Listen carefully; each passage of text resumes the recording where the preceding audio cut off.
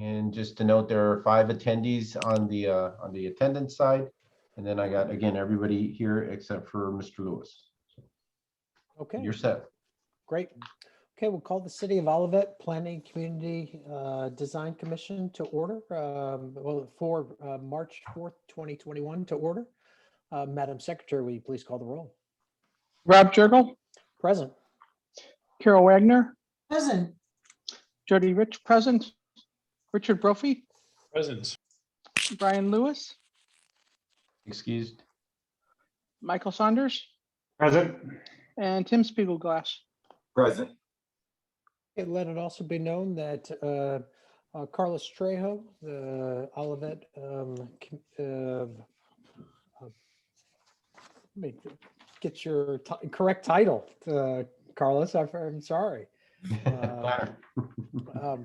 Well, more than just the planner, the Director of Planning and Community Development, as well as Bridget Waters, Administrative Assistant with City Council Liaison, Missy Waldman. And am I missing any? Oh, and our City Attorney, Paul Martin.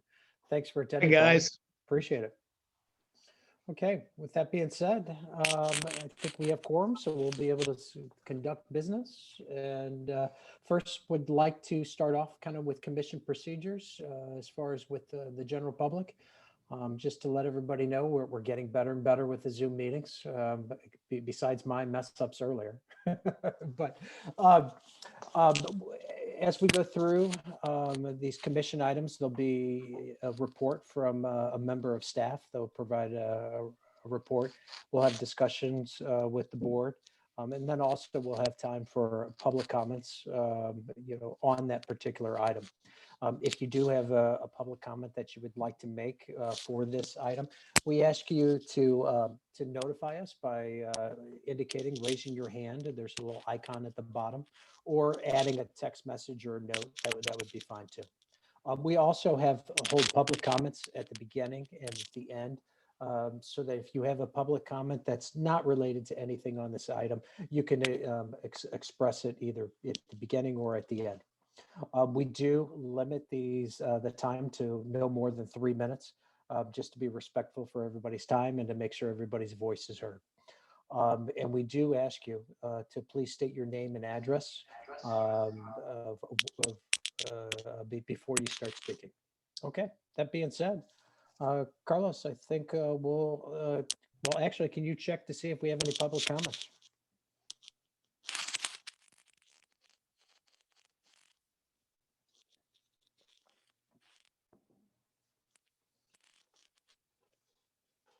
At this point, I see none, Chairman. If you can just give it a quick second, just in case. No worries.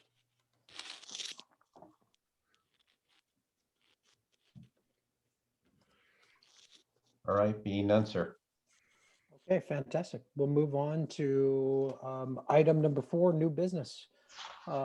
This item A, is the text amendment. It's an ordinance to adopt Chapter 445, Urban Agriculture, being part of Title 4 Land Use of the Olivet Municipal Code. It's kind of a continuation of our discussions to hopefully propose this text amendment to the council. Carlos? Chairman, just real quickly, we've been trying to address this issue, I believe, since October of last year, after the council commenced discussions in the summer. The council kind of laid out some directives for the commission to consider regarding what we termed, initially started as quality of life items, and essentially became urban agriculture. The goal was to address the current code issues that we had regarding code enforcement on chickens, bees, and bamboo, and we started off as native gardens, but more specifically these grasses, whether they're native or non-native, in which we were having some issues with the nuisance code and its application to people that had these type of gardens, or just plainly had high grass in there. So the reason we put these together over the past couple of months, developing a purpose and intent of this urban agricultural ordinance, was to recognize the sensitivity and balance of these type of activities. You know, we want to be sustainable, we want to be equitable, but we also need to do it within some established standards. And we were trying to put together some control or conditions that would be acceptable for the community as all wide, and be respectful to neighboring properties, and also be reflective of our neighborhood or residential character. That we would provide resources for people interested in the urban agricultural activities that we were proposing. That we would provide a process to ensure that when somebody ceased conducting an urban agricultural activity, that there would be a exit, this is exit strategy, but an exit strategy, that there is a means to ensure that you know, an abandoned coop is removed, or you know, the area dedicated to the pen is resodded or replaced or gardened. And also, in addition to that, there was some items that the council wanted to make sure that would be prohibited, because we were having code enforcement issues trying to address, and one was bamboo. And through this, that we would establish a framework for permitting and inspection. So again, the goal of this ordinance, the purpose and intent is to recognize, to establish standards, to provide resources, to ensure an exit strategy, prohibit bamboo, and have a framework for permitting and inspections for those conducting these urban agricultural activities. The standards, well, we ended up as of date to limit property owners up to 6 chickens. They would require annual inspection, to limit the beehives to no more than 3. And for each of these, there's established size standards for the structures that would contain either the chickens or the bees already in our accessory structure ordinance. That we would prohibit roosters, and that we would allow grasses, whether native or non-native, that exceed the nuisance limitations. Right now, the nuisance code says that any grass or weed that exceeds 7 inches in height is considered a nuisance. Yet we have a lot of property owners that were going beyond gardening and creating, whether they were rain gardens or natural prairies or things of that nature.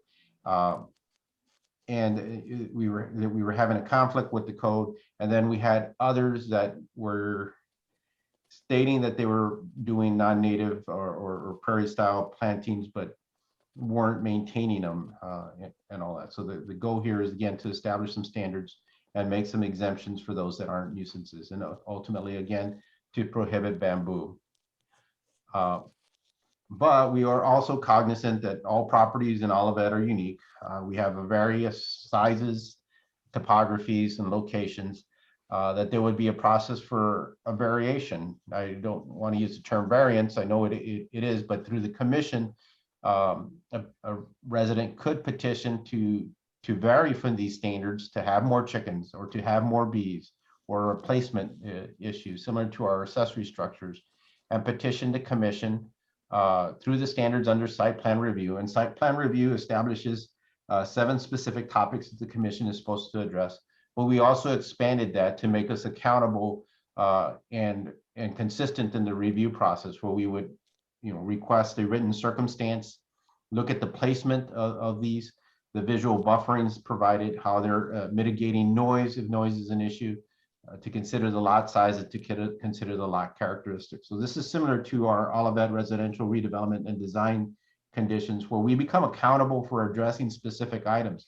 And in this case, these specific items are the circumstance, the placement, the visual buffering, the mitigation, the size of the lot, and the characteristics of the lot.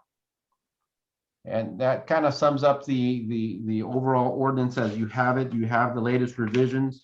We've gone round and round trying to address what we termed under, by definition, managed natural landscape.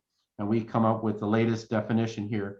Again, the goal here is to address grasses, whether native or non-native, that exceed the standards of the nuisance code, and to allow them to be permitted for those that are using it for landscape or gardening purposes, but to limit those that are just kind of neglecting, their summer grass cutting or yard maintenance.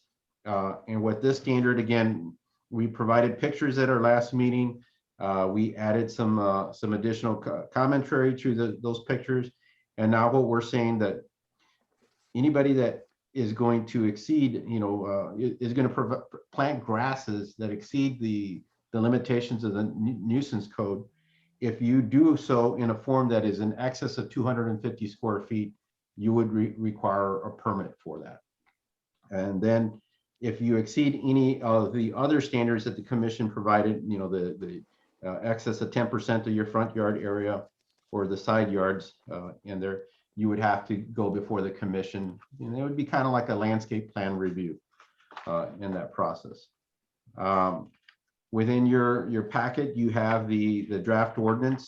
There are some notations in there regarding some issues on grandfathering or pre-existing conditions. Those will be addressed by the city attorney, Mr. Martin, who's here, and also on the prohibition of bamboos.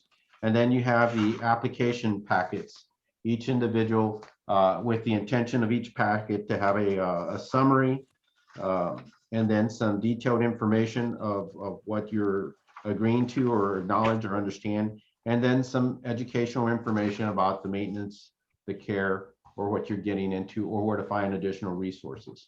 There's a packet for the rearing of chickens, the rearing of bees, and of course, for maintaining a managed natural landscape. Chairman, that's all I have. I'd be glad to answer any specific questions. We also have a guest that we've coordinated with. Mr. Chairman Jergel has contacted that wanted to speak about some of these urban agricultural activities and what they conduct on their property also. So Carlos, how do we want to do this? Do we want to bring on Kate now, or do we want to go over some of the legal language with Paul first? I think, and no offense to Mr. Martin, but Ms. Hellman, I think as a guest speaker, we can go ahead and have her address the commission. That'd be great. That'd be great. Right now, is there any other questions or comments for Carlos before we introduce Kate? Being none, I don't see anything. So Carlos, do you think we can bring Kate on? Yes, Ms. Hellman, I'm going to promote you to a panelist, and then you should be able to unclick your mic and your video.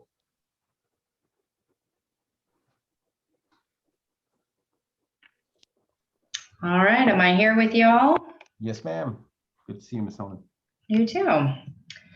Okay, so I did get an email with some questions, and then I also have some comments just based on some of the changes to the language.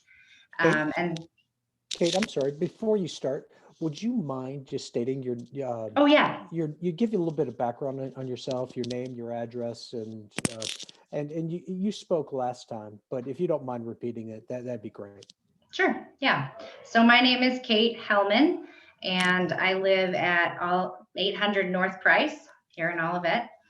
I have chickens, 9 currently, and I have an extensive garden. I'm a master gardener, and then I have also worked at the Grow exhibit at the St. Louis Science Center, where we do have honeybees as well as bumblebees, and have pretty extensive experience with urban agriculture.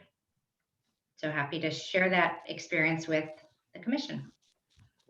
Thank you. Yeah, so I'm happy to answer questions as they come up as well. If there are things that people are concerned about that maybe I didn't get those questions ahead of time. But the 2 questions that I did get ahead of time, maybe I'll focus on bees first and then move to chickens, or does it matter one way or the other? Either way. Okay. We can go alphabetically. Okay, excellent. All right, so with the bees, now I'm not a beekeeper myself, but I did consult with friends of mine as well as a number of great online resources, and did send a little 1-page summary. So I'm not sure if that was disseminated to the commission, but I'm happy to send that out if you all don't have that in front of you. Carlos, did you send that out to everybody? I believe so. There was one that we had at the previous meeting, and then that was sent out. Yeah, so the new one it's titled Beekeeping Best Practices in Urban and Suburban Settings. So one of the big concerns that I heard at the last meeting was around safety, which is understandable, especially for those individuals who have allergies to bees. Safety is a big concern. And so what's important when thinking about putting in a beehive are just being aware of some best practices. The most important one really is the spacing and the orientation of the beehive entrance. So if you think of, bees as animals, that they come pretty much in a straight line into where their hive is. So you want to, especially if you know that you have a neighbor with a bee allergy, you do not want that entrance facing a neighbor's yard. You don't want that entrance facing a sidewalk.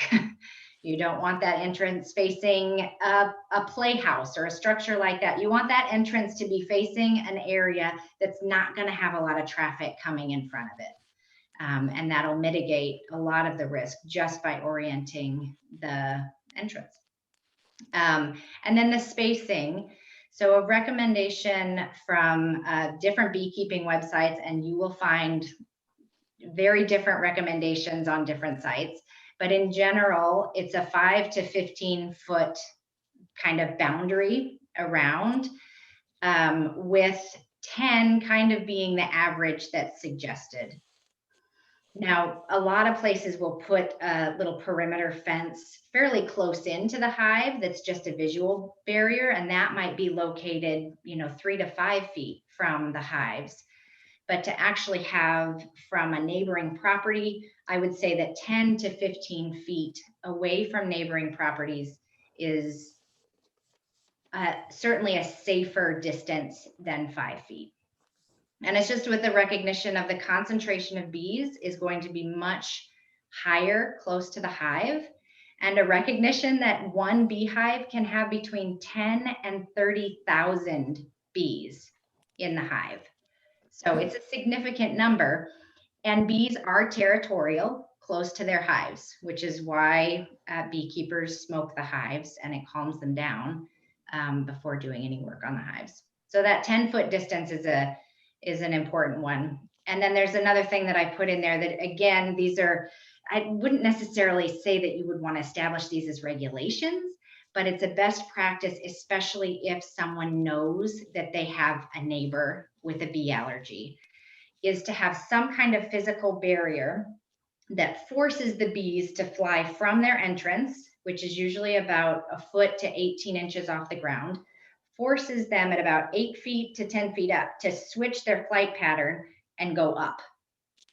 And what that does is it gets them over the height where a human would be walking or mowing, as a concern was raised last time. So those are some basic recommendations: keeping a water source for the bees on your property so that the bees are not seeking a water source from a neighboring property. That's another important one. And then in terms of number of hives on a lot, the information that I found suggests that for every 1/4 acre of land, you can go up to 3 hives. So, there's the potential that for those lots that are, 1/2 acre to 1 acre, there's enough space for more beehives. But I'm sure that could be addressed in a variance application or whatnot. Are there any other questions as I've talked or as you've been thinking through bees that arise for anyone? I'm seeing, Thank yeah, you. I'm seeing a lot of shaking heads, so I think that was great. Okay.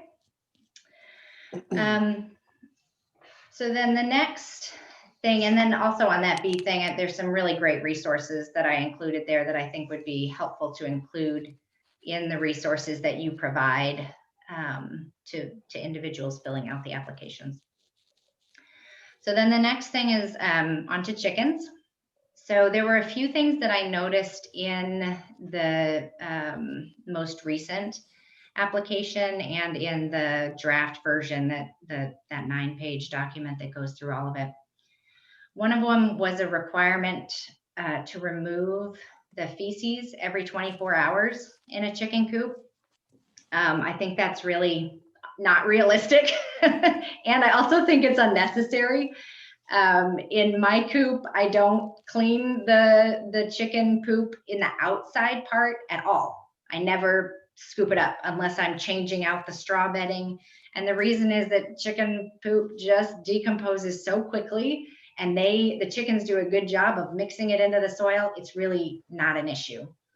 And then inside the coop, I clean out my coop once a week. When the weather was really crummy a couple weeks ago, I didn't clean it out for 3 weeks, and it's okay. So I think a 24-hour requirement is, I think that's a bit excessive. And I just also don't really see the need to form a regulation around that, unless, you know, there's got to be a lot of chicken poop for there to be a smell.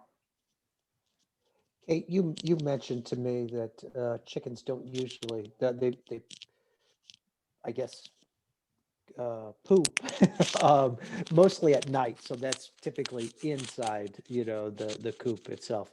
And I think I went to visit, you know, her chicken coop earlier today, and, you know, saw what it looked like after a few weeks, I guess. And, or I think it was a week or It was so, a week.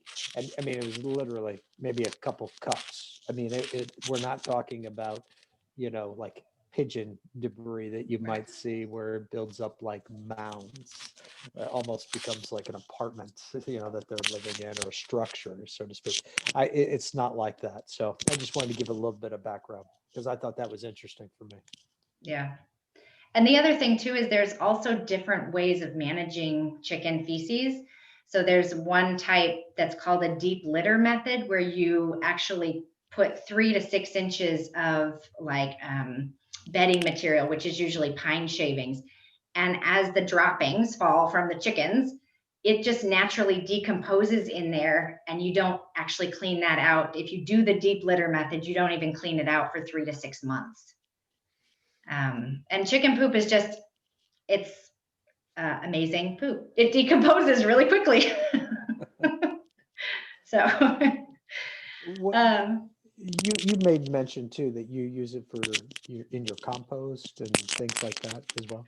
it's amazing compost. Yeah, we have a couple different compost bins, and the chemical properties in chicken manure just, yeah, they help the compost, you know, your regular food scraps break down much more quickly. And it's a powerhouse compost for the garden.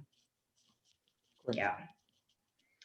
So then there were 2 additional concerns that I had about height requirements for chicken coops and for the pen structures, the indoor structures, as well as the outdoor structures.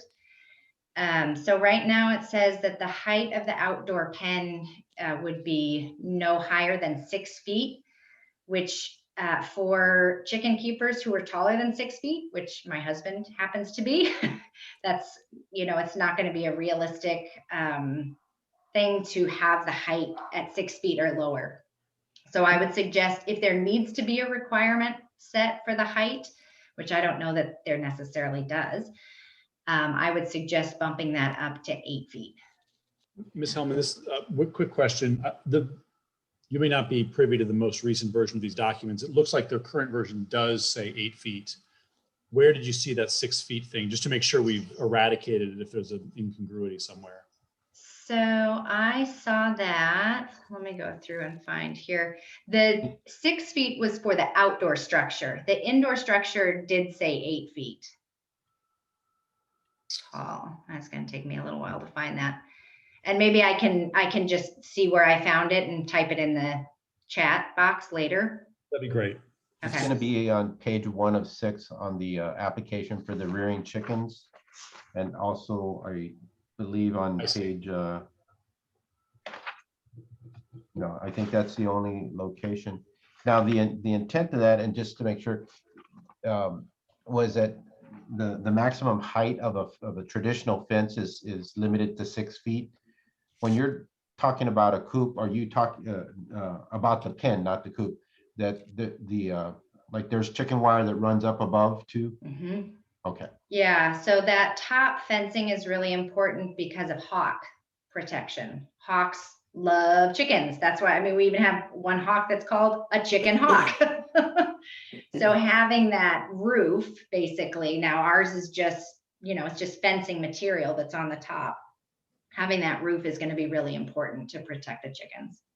So just to make sure I'm clear on this, from your perspective, if we were to say that the coop, which we'll say is a structure, a visible structure, opaque, that can be 6 feet. But the pen itself, which would include the fencing, which is semi-transparent, like chicken wire, that would be 8 feet. Would that comply? So with you? I would suggest that both have either the 8 feet limit, because 6 feet, 6 feet for either one of those, especially if you're going to walk into them, whether it's the indoor structure, the coop, or the outdoor structure, the pen, you want it to be high enough so that taller people can fit, right? Yeah, the issue I think that Carlos just touched on is that I think we have programmed into our minds that 6 feet is an acceptable limit for things like fences. And 8 feet would then stick up above fences and things of that nature. So it's kind of an odd. Mm. Anyway, I take your point. Just to address that real quick, I mean, we allow taller accessory structures. Right. You know, Yeah. things like that, and I would think that this is almost similar to a shed. I don't disagree. So then along those same lines, though, something to consider with the structure height, so the coop, the actual physical structure, not the pen, is that sometimes people will use their sheds as a coop, which is the case for me. I have a third of my shed converted into a chicken coop, and my shed is taller than 8 feet. It's probably, I don't know, probably about 10 feet tall.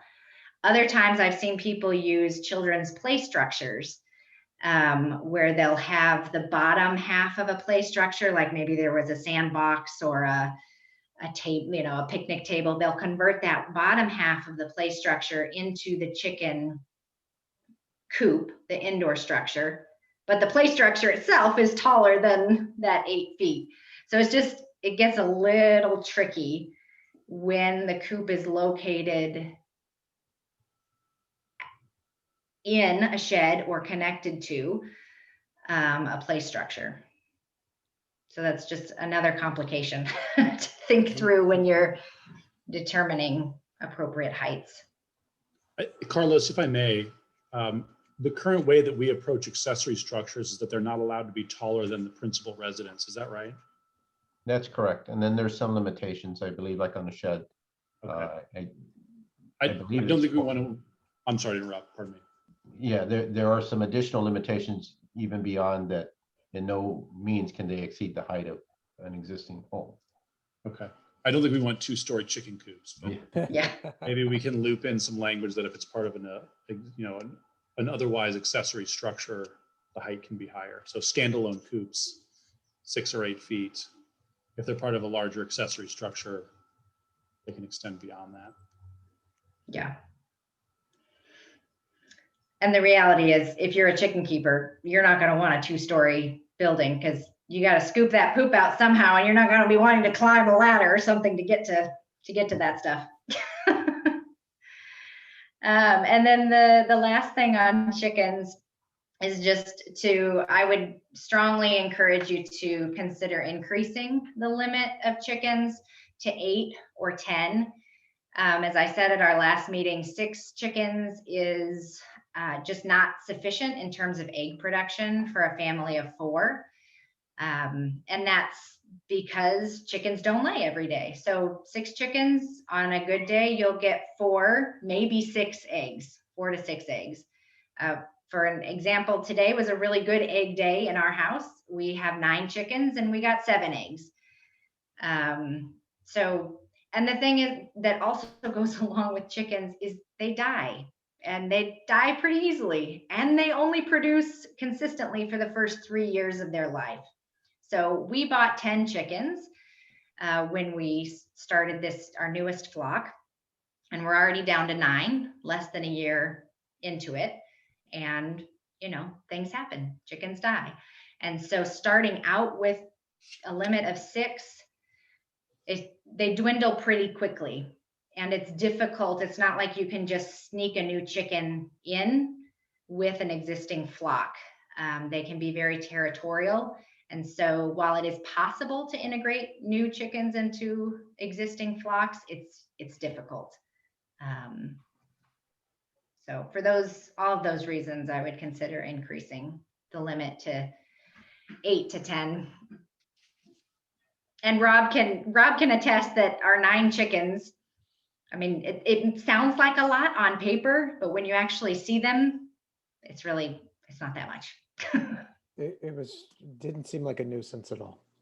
It was, there was one chicken that was, I guess, being a little more boisterous than the others, but it's by no means, I've seen a lot louder dogs. And children. Yeah. Right. Go Mr. ahead, Carol. Chairman, I have a quick question. Go ahead, Carol. In terms of the structure size for 6 to 8 chickens, would one need a much larger chicken coop to house 8 chickens than 6? So the general requirement for indoor space is 4 square feet of indoor space per bird and 10 square feet of outdoor space per bird. So with the standards that are set right now at 60 square feet for the indoor space, that's plenty. You could have 12, 13 in that space. And the same with the 120 square feet outdoor space, that's plenty for 12.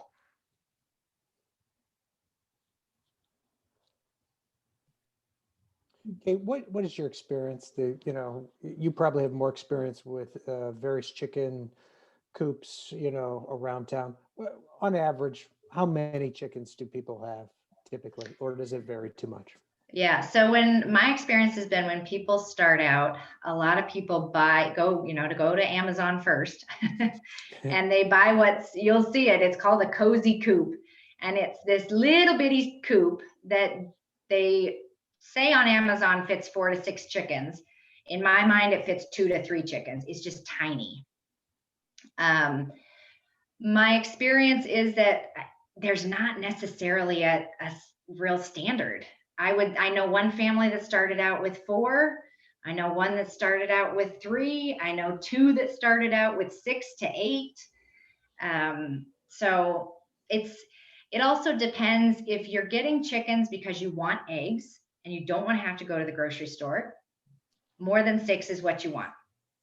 If you're getting chickens because you really like the cute little fluffy chicks and they're going to be more like pets and you don't really care if they produce eggs, 4 to 6 is just peachy. When does it stop becoming a hobby?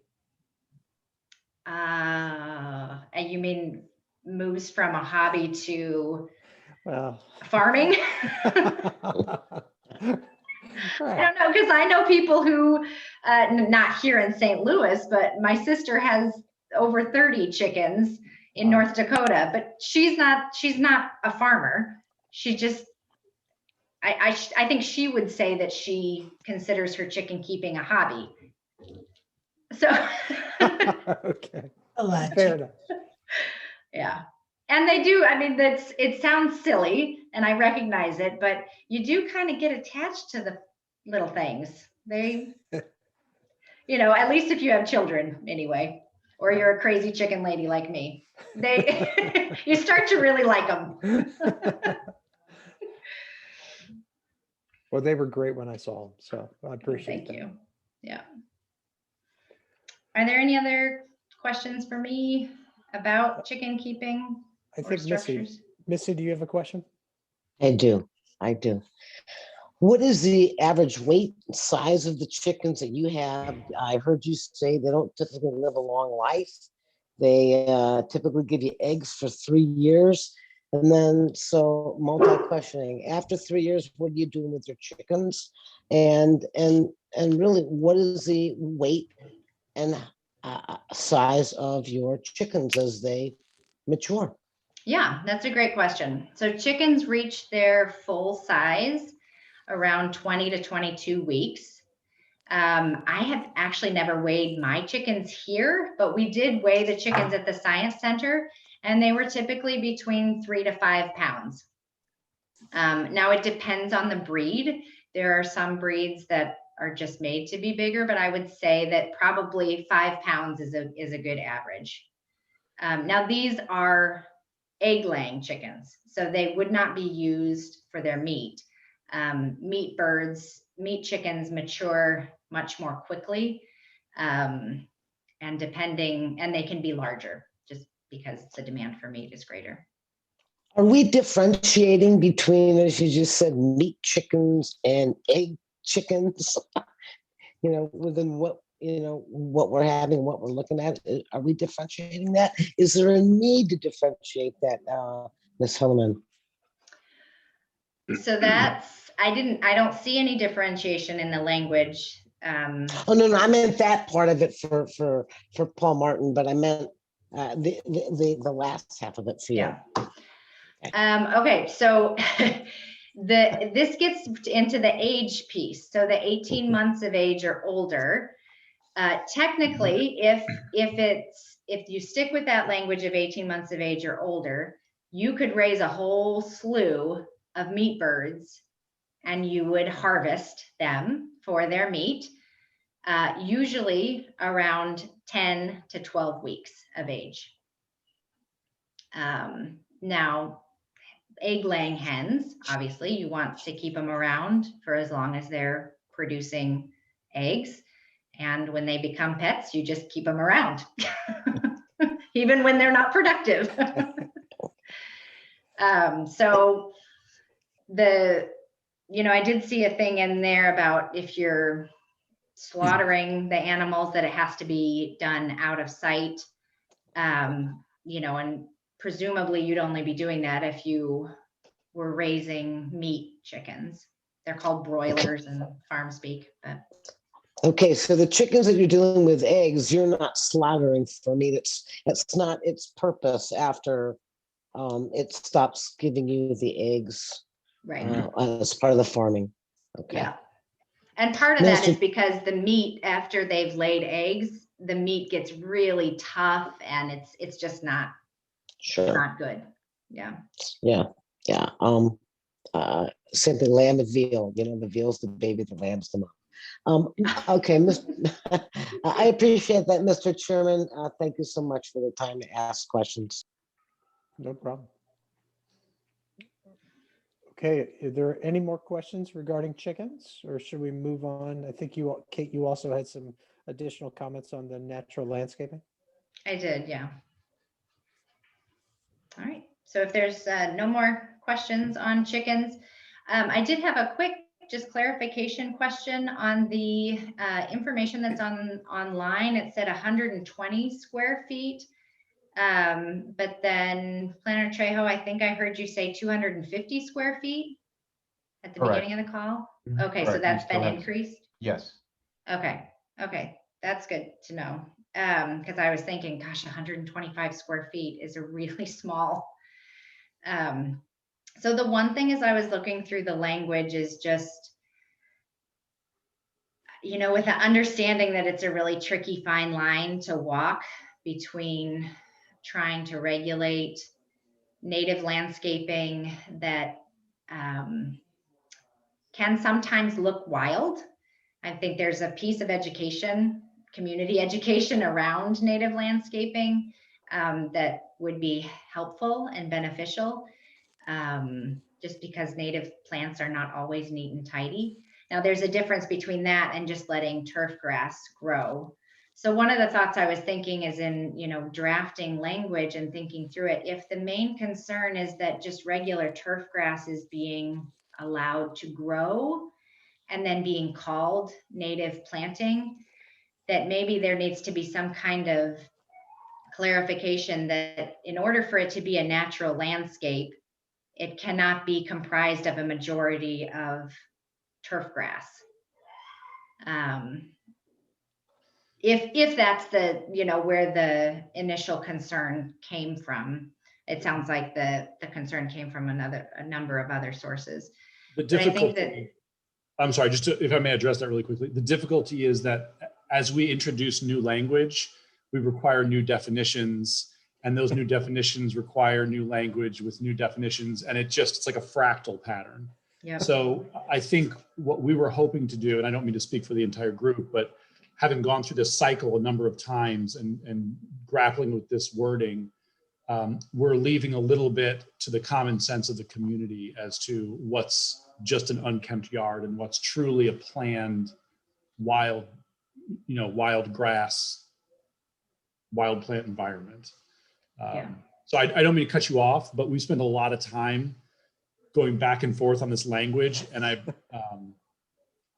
respectfully, I think our time is spent better focusing on other things aside from trying to inject new language again. So Fair enough. I'll just say that from my perspective, when I read through the language as someone who hadn't seen it before, I thought, uh-oh, my yard I'm going to have to now apply for things in my yard. And then after talking with Rob this afternoon, he was like, oh, no, your yard's fine. So it's like, so just with that awareness that as someone coming in and looking at that, it's still maybe a little hard to decipher, but I do think the images are really, really helpful. Yeah. And the details under the images are helpful, as well as the increasing of the square footage to 250 square feet. I think that really is beneficial as well. I think this is one of those situations where you know it when you see it. At least that's my hope. Yeah. Yeah. Yeah, and maybe it's something where you include one of those pictures of an unkempt lawn.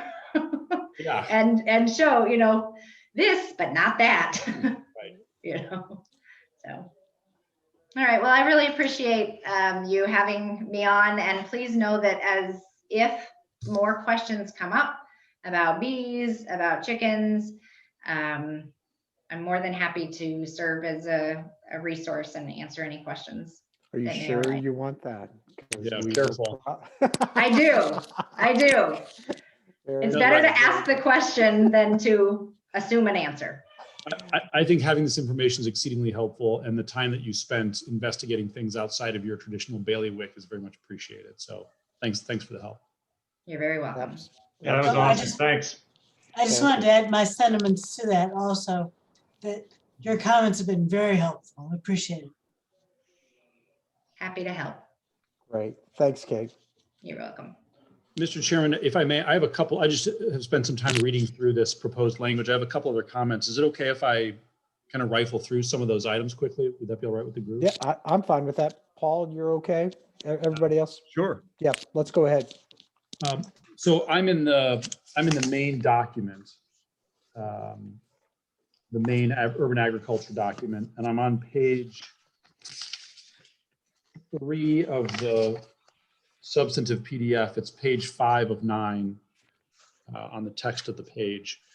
A couple questions. One, we're identifying chickens and bees as allowable livestock. Do we want to have language that specifically excludes any other livestock? Because right now I think it's a little bit ambiguous, particularly with the striking of section 2 that relates to the non-enumerated livestock passage. So do we want everything else out, or do we want to remain silent on that? I think that's a question. Is that a question for me? I would say that it's not necessary, Okay. because the ordinance, the language of the ordinance is the following livestock may be reared by administrative permit. Implicitly, if that's not listed, then it's not allowed. But I can give that some thought, and might change my mind on it, but my initial reaction is it's not necessary. Okay. That was my initial reaction also, but I don't know, for the sake of clarity, suddenly there's a pig pen and they say, well, it doesn't say anything in here about pigs. for the It non-legal might be- scholar, it may be helpful to have some explicit language. I don't know. It very defer well you. might be helpful, yeah. Number two, do we want, there's an articulation here at the bottom under horticulture for noxious or nuisance weeds. I'm in section 445.040 subpart 2. Having just talked about not adding more language and more definitions, I am nevertheless going to point out that we have language there that is perhaps vague. I don't know if it's fatally vague, but one person's weed is another person's vegetable plant, or I don't know. Is there, to the group, is there an understanding of what a noxious and nuisance weed would be? No, There was a definition that we had, but then again, I thought we tried to stay away from that to just Yeah. focus in on, some of the more specific things rather than kind of going down that path, which is almost Yeah. more vague, Okay, that's, and this might be something for phase 2 if we need it. But mhm. it's like, we're not going to have anything that's going to be able to cover everything, you Yep. know? Yep, I agree. So I'll move along to perhaps a more relevant one. On the next page, 6 of 9, this relates to variations and the standards by which we're going to assess whether someone gets a variance for more chickens, more beehives, a larger coop. It seems that there's a lack of congruity between, or consistency between, the language in the first paragraph of the variations, which basically says the standard is, or the test for whether someone gets a variation is, will it impose unnecessary hardship or practical difficulty upon a particular property? And I think, traditionally, or I think generally, the answer is going to be, well, no. No one's going to be suffering a practical hardship by wanting to add more chickens to their property.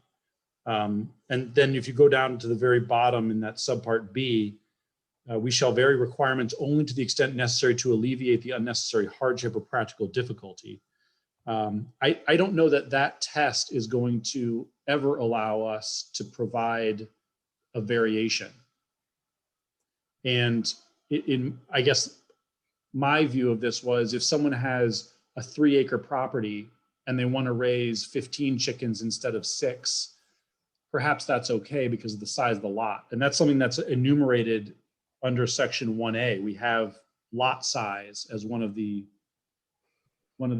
variables to consider in granting a variance. But even in that circumstance, a 3-acre property where they want more chickens, there is no unnecessary hardship.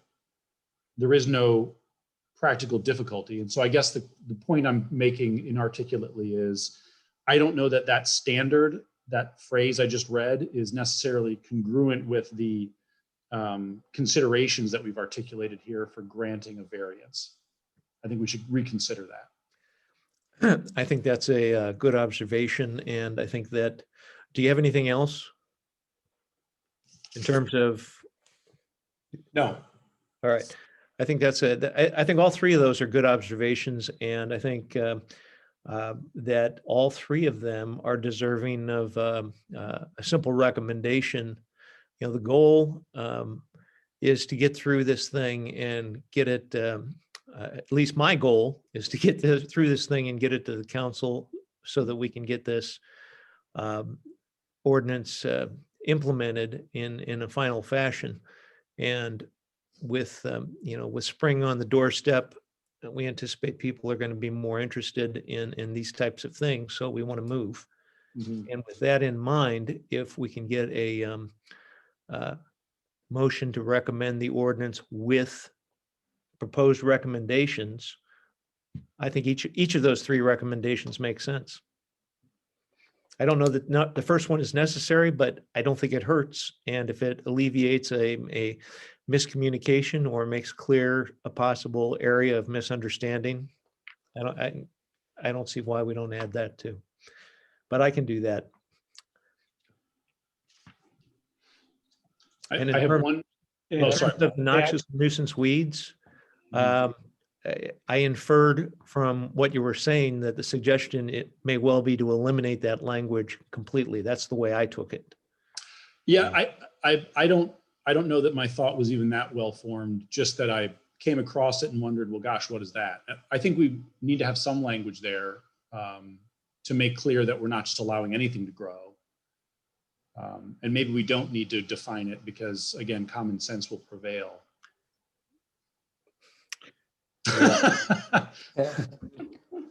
The glass is half full, Paul. There's this guy in Hazelwood who has battled the city for years. And part of two issues. He considers the car that he has on blocks in his front yard to be art. He considers the weeds that he has in his yard to be native grasses or whatever you want to call it. Yeah. Yeah. So not so sure about that, but we'll take a look at it. The answer might be as you suggested, or as Rod perhaps suggested, deal with it in phase two. See if we can't get some clarification on it and some specification, and then work it in at a later date. Okay. Well, if I may, I'm sorry to dominate this, but just two more quick points. I think these are mostly typographical issues. In the rearing chickens application handout, on page 1, section C, bullet point 2, it says 1 pen not to exceed an area of 120. The number should be 120, not 12, and then it should have units of square feet. Real minor here. The details are always important. Yeah. Do you see that, Carlos? I don't know if you're driving, but where your cursor is pretty much right where that fix needs to occur. Yeah. And then 2 pages down on page 3 of 6, number 1, I think we were going to strike that 24 hours. I do agree that seems quite onerous. But my point was not about that, about section C for housing. It says the chickens must be adequately confined within a coop or pen. So we introduced this notion of coop or pen, and then we give area and height information for what appears to be the pen. Should it be coop and pen? And then that language down below specifically relating to the pen. I understood you needed both, a coop and a pen. I think that makes sense. Paul, Carlos? No, I think it's consistent, and it would help clarify any questions on that. So I'm fine with that. So we'd have another section just like that one that describes the area and height for the pen, and then a separate area and height for the coop. Is the coop already addressed under accessory structures, Carlos, or are we going to duplicate that? No, it's already addressed, and it's not duplicating. It's showing the code reference and the wording that's already Good. on there. So we would do the same with the coop. And then I have a question for Paul. Paul, in light of that, of the whole thing with the variations, at this point in time, does it make sense to kind of take out that section of the hardship at this point in time? I think it might, yeah. Yeah, that's how I took the comment, and yeah, I think it could be. It injects language into the proceeding that is At odds? not necessarily consistent. It's not inconsistent, but it doesn't mesh with the considerations of the commission, and I am not sure that there would be some kind of hardship in, I don't know how someone would prove a hardship. So, and maybe I don't know enough about it, frankly, but I'm perfectly fine with eliminating that language and relying on the factors that are listed. Good. Paul, just to note that under that section 4450 one under B, that first bullet point here reiterates the unnecessary hardship and difficulty. I Yep. don't know, that also needs to be addressed as the top one is being addressed. I would take that out as well.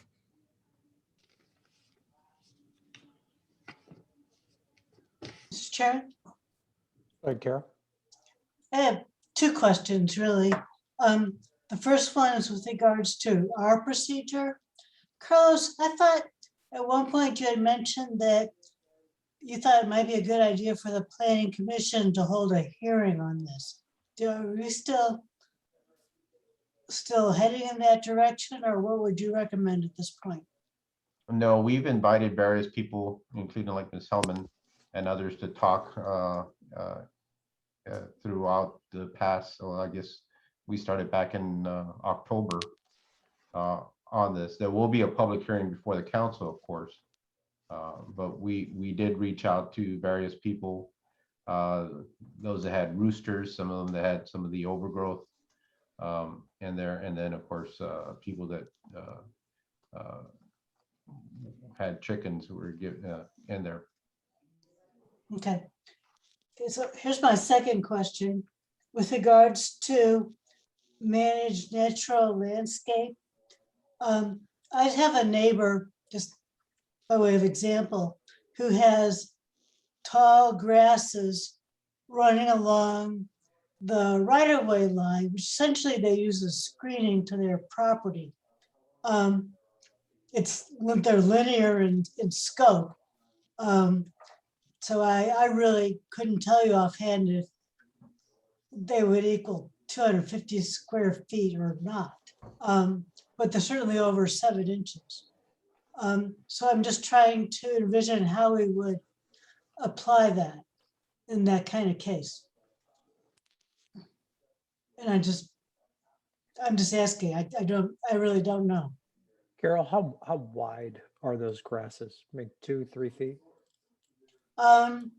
Individually, Yeah. the tops, they grow up and then they spread out.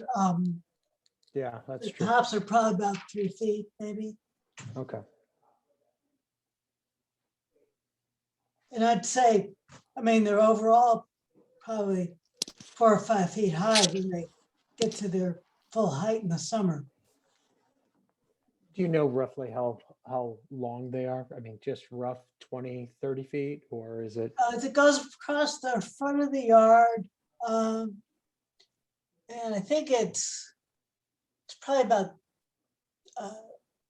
this house here, I think. It's at least 50 feet, 50 feet? Okay. at least. So It's an they're older house. 50 feet by 5 feet wide, that would be 250. So it sounds like that wouldn't be subject to this this ordinance. But unless it poses maybe some other sort of traffic issue, but it'd be some other ordinance. I don't know, it would be very hard for me to quantify them. Right, right, So I just don't know. right. Carlos, are you going to try to zoom in on that? Well, I'm not, I didn't get the address yet. Is it the corner Grandview and Forsythia? I don't know the address, Okay. actually. It's probably one of these two houses, I think. I think it's that one. Can we see it on a street view?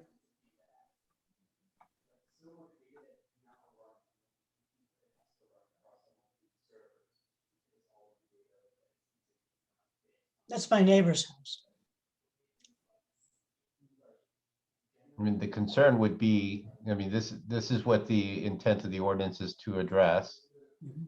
is this type of vegetation, not necessarily this or the plantings here. Now, I'll note, absent this ordinance, none of those plantings should be in the right of way. Now, it is a private street. We don't necessarily, we are not necessarily stringent on planting, small garden type of plantings or low level plantings as we would be in concerns of a tree. It's just not a good practice to have it in the right of way. Now, when I drove through here this week, verifying an inventory, it did not pop out to me that it would be non-compliant. And again, if it does exceed 250 square feet, again, it's not to say that they have to remove it. They would have to apply. And if it's in the right of way, my staff would be looking for the commission to authorize it. I do not want to put an inspector in the position to authorize plantings in the right of way in violation of code. Yeah, my question actually was with regards to a different yard, but that's a good example. Mhm. Can you give us some direction as to where the other yard is? It's north. Carlos, keep going. It's, Right at Grandview now. yeah. Yeah, and this yard is probably a good example. Yeah. They This one here? tend to have tall grasses like in through here. This one here. And of course, on the streetscape, it just depends on the time of the year. Mhm.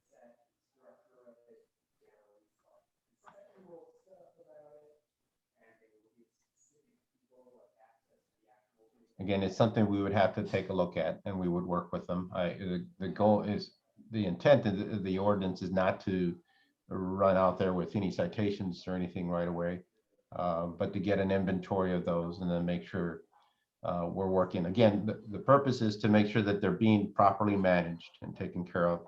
If they exceed those standards, there is a process for that authorization, and that's through you, the commission. In that variation process. And there may be very well means of why it's justifiable. Again, concern about stuff being in the right of way, but Grandview is a collector street. And it could be as a means to kind of minimize or soften that impact on the street on residential properties. That the commission, would authorize, that if it exceeded the 250 square feet or so. That's a good distinction of where one may be appropriate.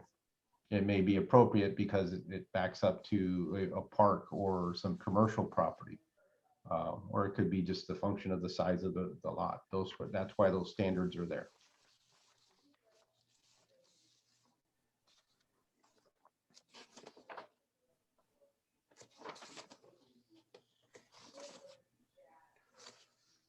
Carlos, are we going to go over individually the changes that occurred?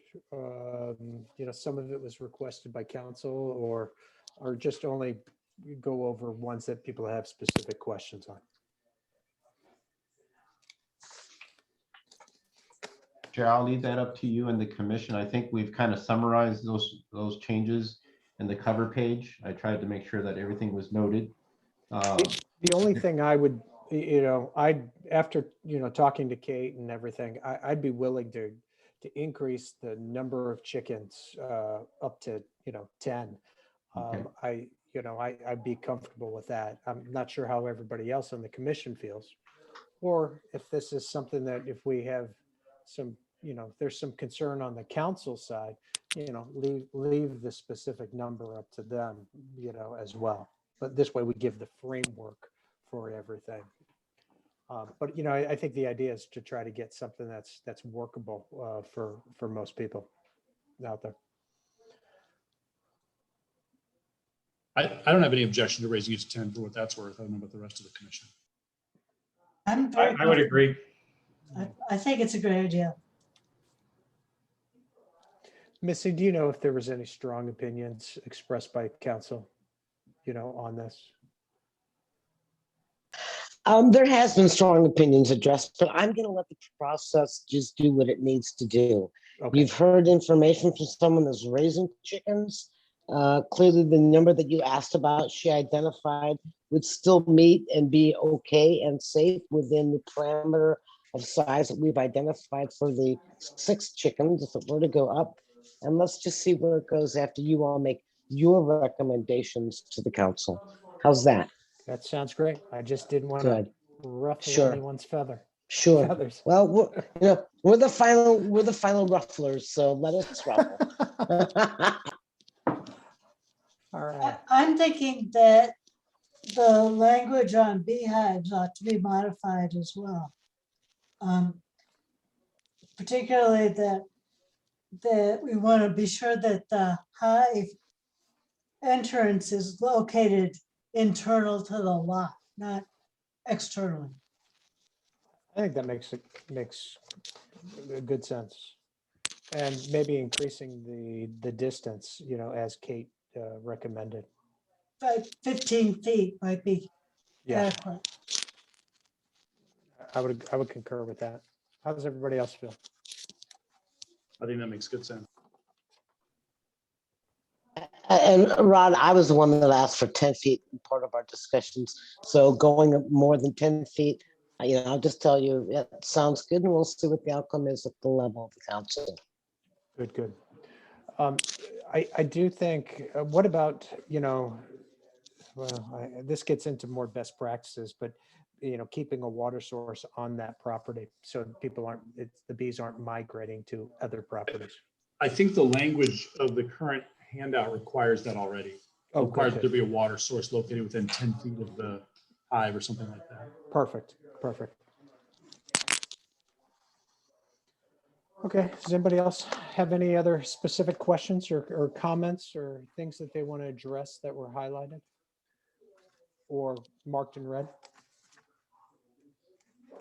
Could I just, I hate to turn over stones, but I was curious. She also mentioned a barrier of 8 feet for the bees to force the bees to fly up. Is that something you want to consider making a recommendation on? I personally think that might be better to have in the recommended guidelines. Okay, yeah, that's what she Um, said too. Yeah, because it may not be needed in all cases or issues. So, All right, very good.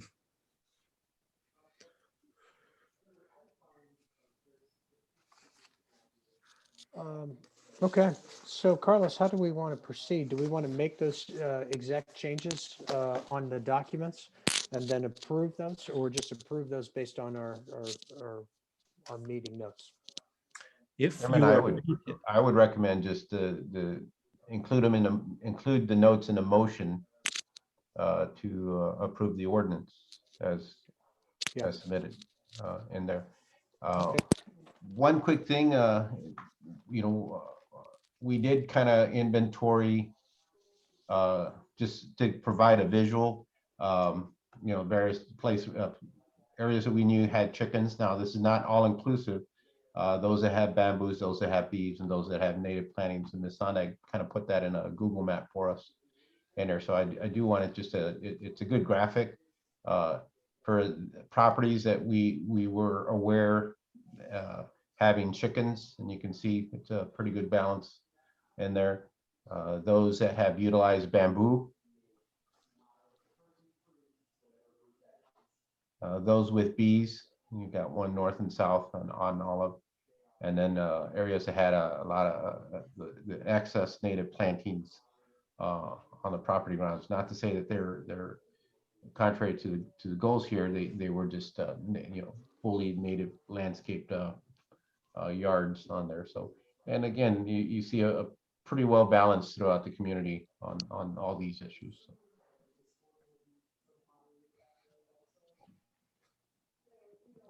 I'm actually surprised there aren't more.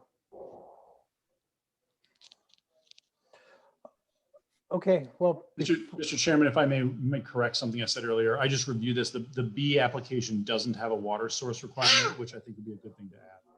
yeah, okay, good. Carlos, before we move on, I do think it's probably important to see if we have any public comments on any of these specific items. And let me just, Mr. Brophy, on page 3 of 5 on the application for beekeeping, Yes. just to make sure that subparagraph B, the first bullet point under operations, Oh, there it is. You found it.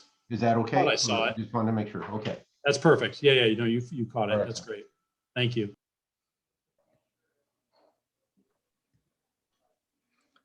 All right, Chairman. You had asked if there's anybody in the public that would like to speak regarding the urban agriculture. So let me just, show your- hold on real quick, Carlos. Do Pardon? we need to make sure we define that the water source is on their property within 10 feet of the frame? Just so somebody doesn't try to pick a creek or say it's within 10 feet of a water source that's on somebody else's property. I know it might be splitting hairs, but It's a simple clarification. I don't Yeah. see an issue. Good, good. All right. Again, if any of the attendees would like to speak, if you can show your hand, it generally pops up on the lower left-hand corner.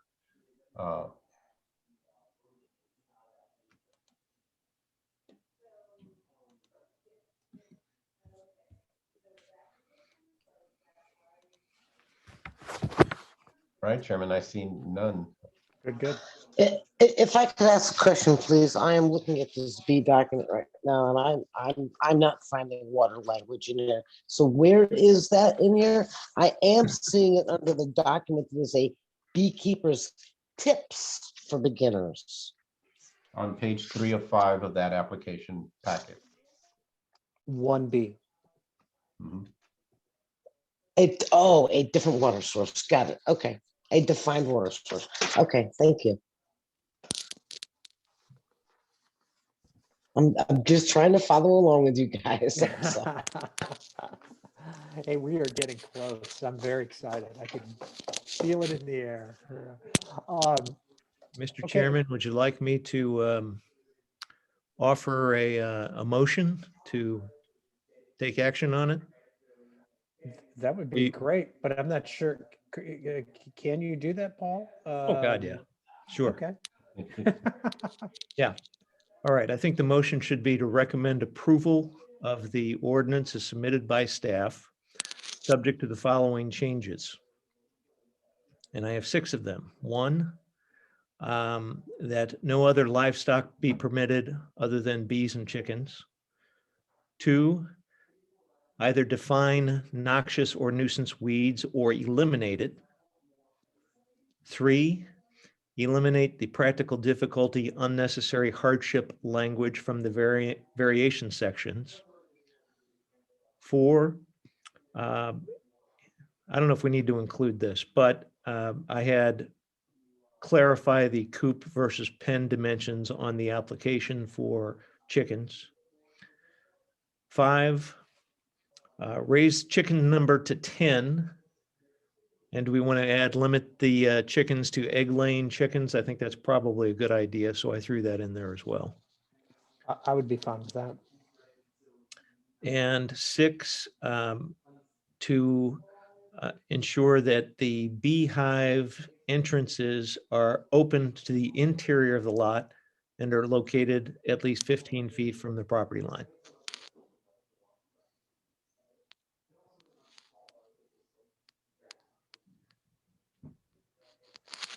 Great.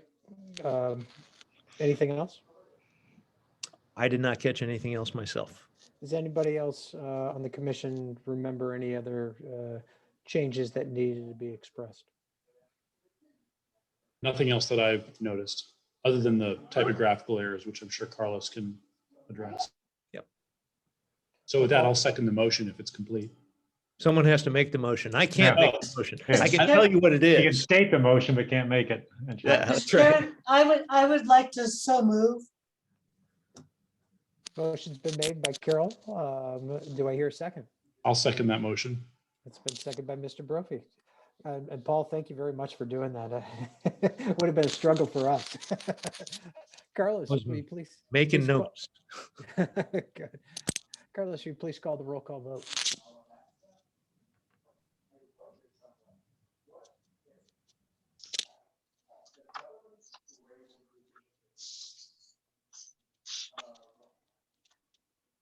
Carlos, you're muted.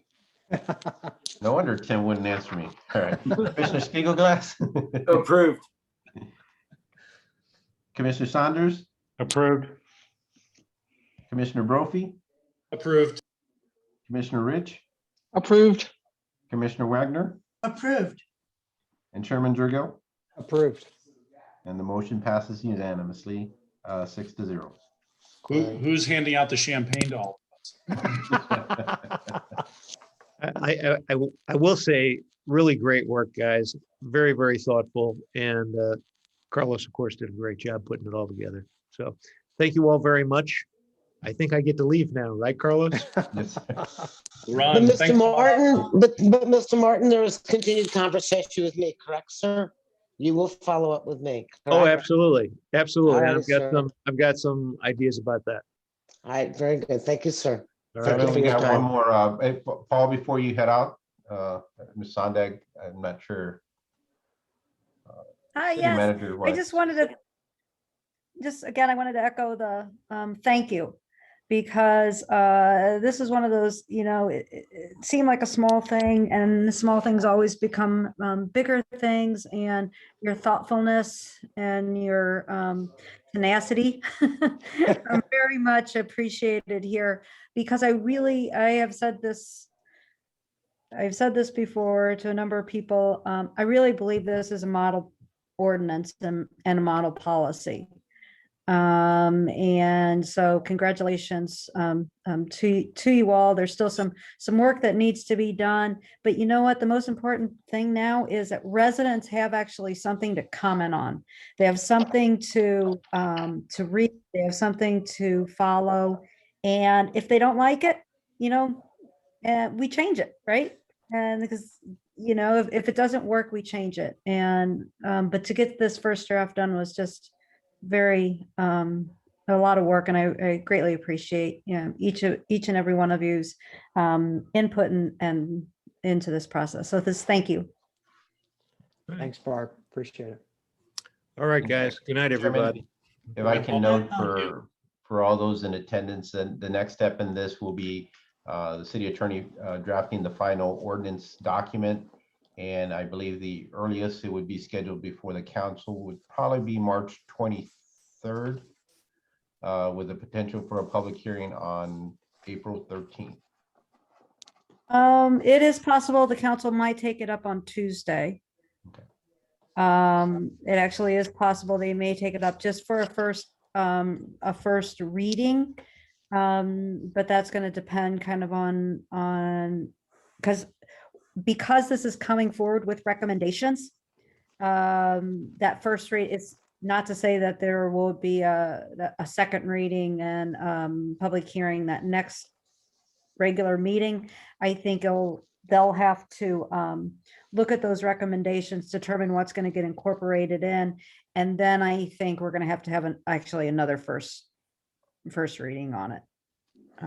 So I think if Paul can get it to them, can get the changes and such done for Tuesday, I think that gets them a little bit ahead of the curve as far as looking at the changes you proposed this evening.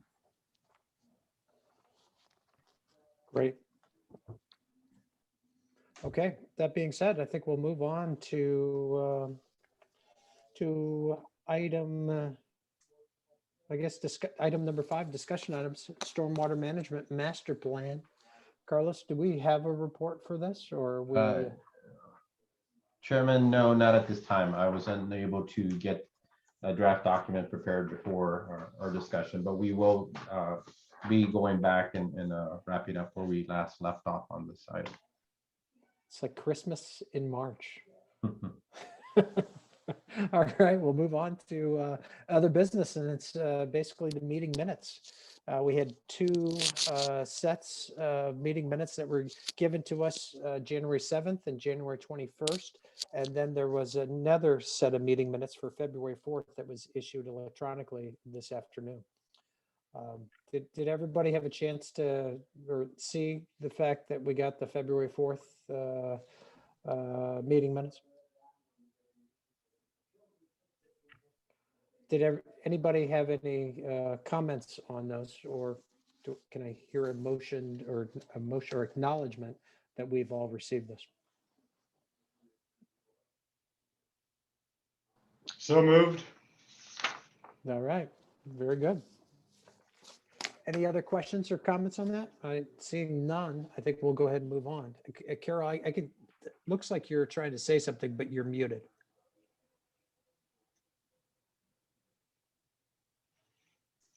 I just wanted to cheer. Fantastic. Okay, we'll move on to reports. Carlos.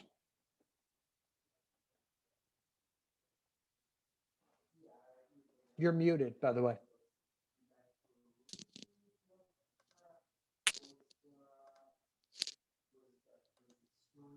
All right, I just have a couple of items up on your screen. The next, regarding the council, they have meetings on March 9th and the 23rd. They'll be holding a retreat on March 25th as we start preparing for our upcoming fiscal year budget for 2022. And then their work session is scheduled for April 6th. For the commission, we have a meeting on March 18th.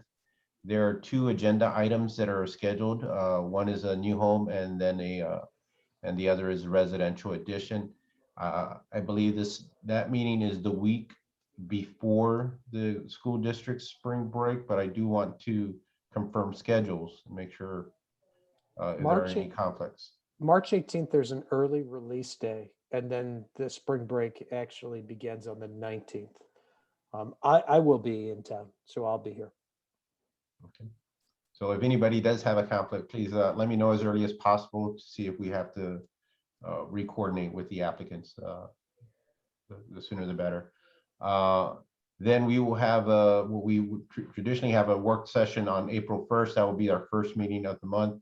I would like to discuss with the commission about the possibly canceling that. That's actually my son's spring break is scheduled. So, and again, we wouldn't have any agenda items unless there's anything deferred from the 18th. And then our next scheduled meeting, our formal agenda meeting, would be on the 15th of April. I think that's fine as long as we don't, aren't delaying too many agenda items where all of a sudden we're going to have a 4-hour meeting. No, I understand. Yeah. All right. Regarding city events, of course, with the pandemic, we do have some limitations at the city center and the community center. But our staff has started conducting full inspections, including occupancies. April 6th, we do have elections. And speaking of elections, on March 18th, the Creve Coeur Olivet Chamber will be having a candidate forum in which, of course, the two gentlemen running for the open seat here have been invited. And then on March 30th, the school board is going to have a Meet the Candidate event. I believe both of these will be virtual. And then generally, I believe there is a coffee with the mayor that is scheduled for April, but I don't believe that the topic or agenda has been set.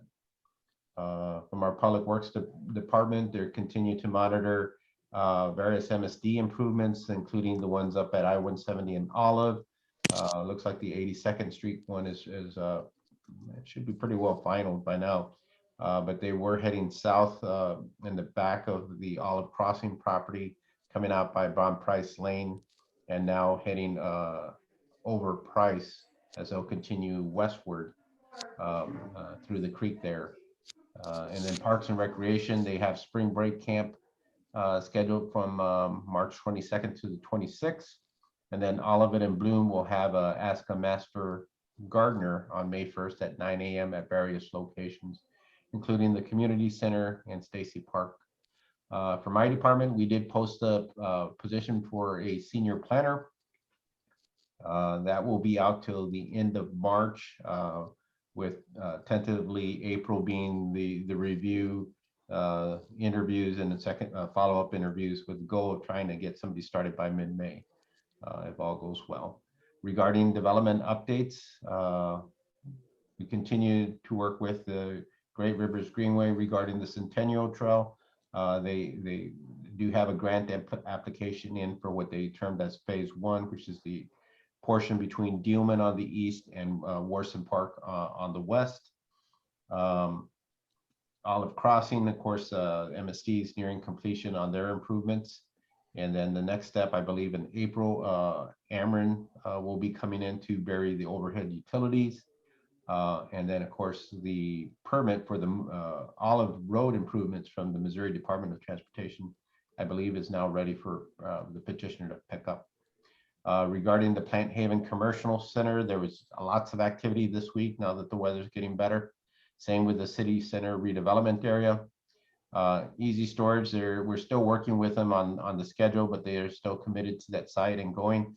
And we hope Firestone will be closing on the corner property at Dealman and Olive within the next couple of weeks. A couple of just quick pictures. This is the great freeze from last month, but things are starting to bloom, and you can see the activity at the Oliver and the activity at the old Ponderosa. Now that will be the Plant Haven Commercial Center. So it's kind of neat to start seeing these things come in. It's kind of exciting. So, and Chairman, that's all I have on updates. Be glad to answer any specific questions. Carlos, may I ask a really quick question? I'm sorry to ruin the momentum here, but we obviously have this TIF going for the Olive Crossing, and I don't know the first thing about what the legal requirements are for posting notice of those hearings, but I did notice that our website for the Olive Crossing program doesn't have the, Grayson, hold on please, doesn't have any literature about the new hearing date or the proposed amendments that we heard from Greg Yowitz and company last time. Is that something that we need to address? Maybe Barbara has some thoughts on that. I'll refer to Ms. Sunday. Thank you. I was in contact with our council, Gilmore and Bell, Mark Spikerman. We will have the plan amendments and the final cost benefit analysis completed hopefully this week so that we can get it sent out next week. All the notifications have already been sent out. The required notifications were sent out the next day after that first meeting. As soon as the public hearing date was noticed, there will be a legal notice that's already been published. Gilmore and Bell actually takes care of that. Once we have those final documents from PJV and Gilmore and Bell, those will be electronically sent to all the TIF commissioners, and then we will get it updated onto the website. But there is no reason for us not to have the March 29th date up on the website. We can definitely do that. We just don't have the final plan amendment or cost benefit analysis in hand yet. Okay, that's fine. I don't mean to question anything. I just. Oh, no. It's, yeah. No, we have actually, you are just talking on a theme from this week, which has been, we really need to get this out next week. And so that's, yep, you're just, you're just another entity that we've heard from where we've been saying, yep, we need to get this out. Yeah, I'm just mindful that the community may have some comment on those changes, and if they can see them and prepare for that next hearing, the better. I agree.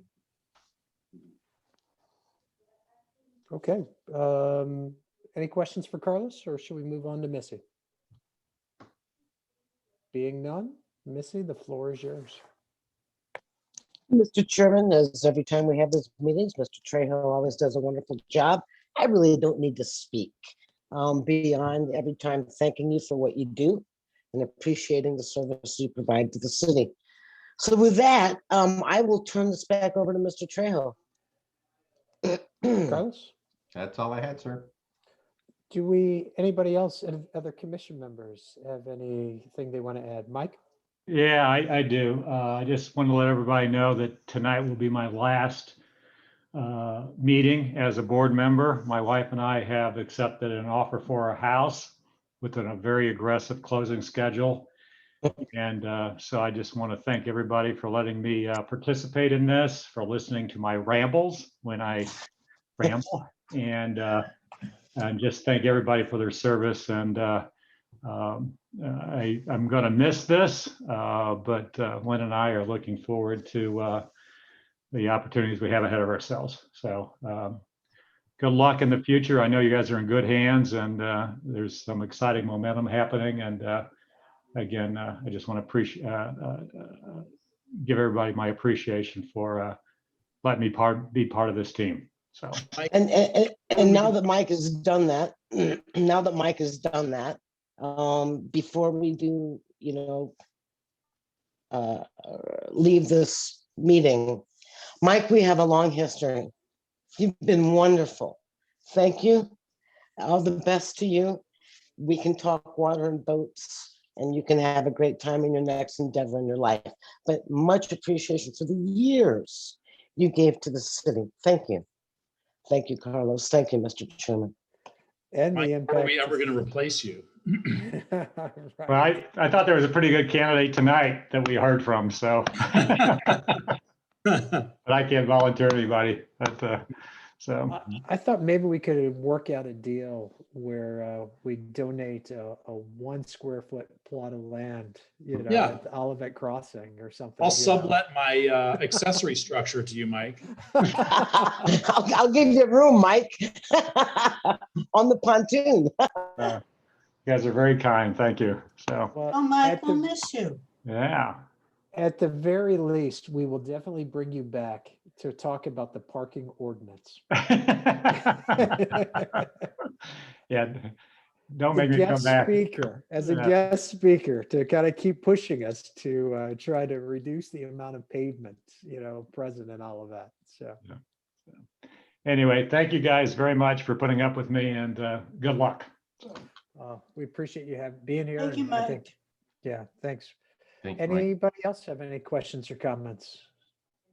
I mean, we're in deep doo doo. They are big shoes to fill. That's my Yes. comment. Yeah. Mike, if you do have any suggestions of people that you think would be good, and I think you just made one, which is good, but just let us know and stuff. And you guys, I'll be probably talking to various people just in case there's any people that you think would be good potential that we should consider. Let me or Carlos or Missy know so we can try to fill those big shoes. So Happy to. So, good. All right. With that being said, no other questions or comments. I think we'll adjourn this meeting at 8:34. And this has been the first time in a long time that we're closing this before 9. So It's 8. Before 10. Before Right. 10. All right. Thank you all. Take care. Good night, Mike. everybody. Thanks, everybody. Thank you, everyone. Bye-bye. Thank you all for everything. Where's my shut off button?